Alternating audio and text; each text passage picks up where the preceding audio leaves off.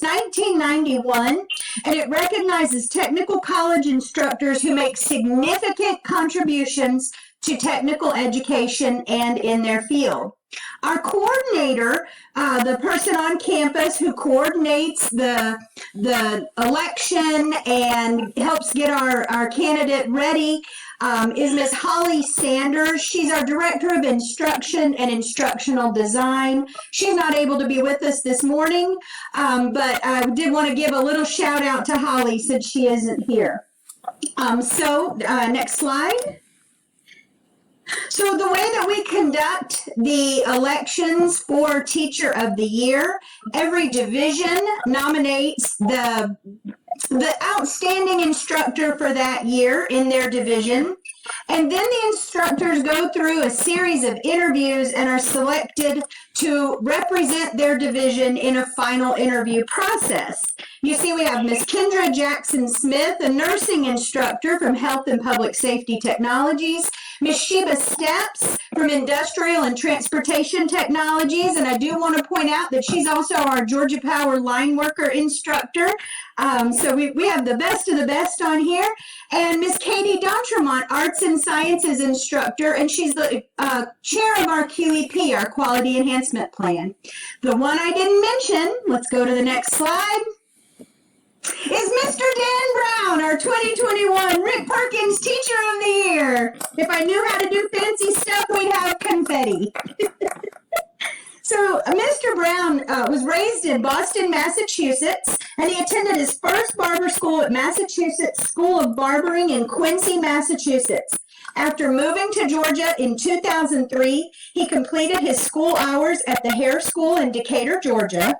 And during his time learning his craft, he developed a respect and passion for teaching, coaching, and providing quality instruction. And I think you can ask anyone on campus, and particularly any student in our barbering program, and they will tell you that his passion shows through in his every interaction with his colleagues and with his students.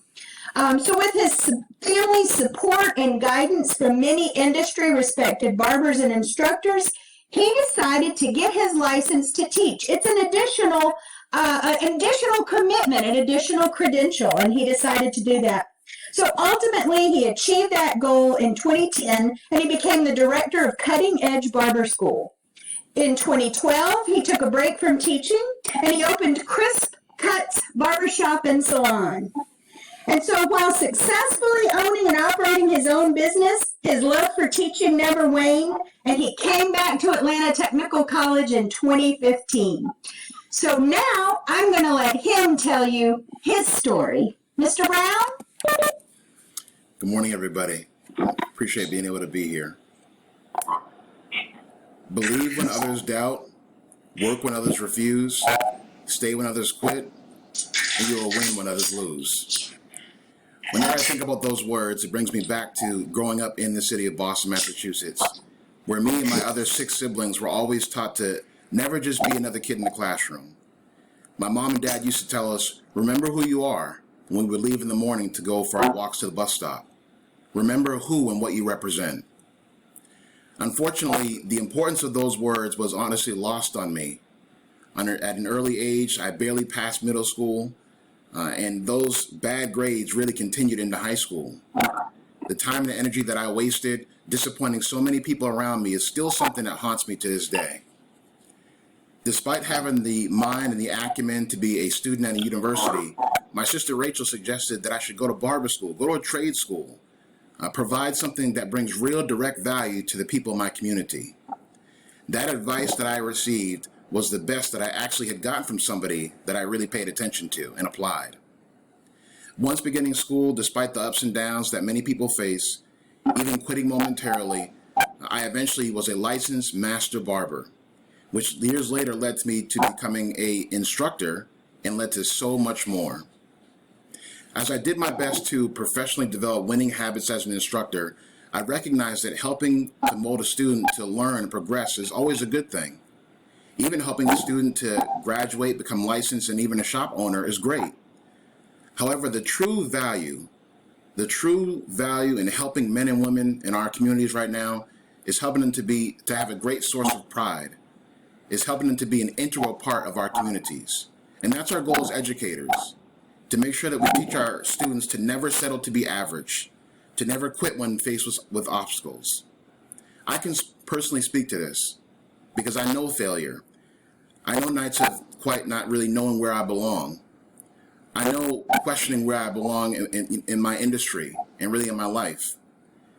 But it was that scratching and that clawing that allowed me to develop the endurance to be able to continue pressing forward, and ultimately it allowed me to be able to be here with you today. Technical education is what allows me to be here today. The tools and training received is more than just books and classrooms. It's more than just tests and competencies. It's more than just getting a job. If you want an opportunity to affordably go to school, to push for greatness, to have a career and not just a job, to be able to provide for your family, to have an opportunity to be an entrepreneur, if you want the chance to transcend and be more than just another student, to really represent something in this world today, then technical college is where you need to be. Because you will believe when others doubt. You will work harder when others quit. You will be victorious when others lose. Because technical college chose you. And you cultivated the mindset and perseverance which will ultimately culminate in not only rewards for you personally, but in success and excellence in others. I thank you for allowing me to be here today. Wow. Thank you, Mr. Brown. And I'm going to move on to the next one, and then we'll have time after the next one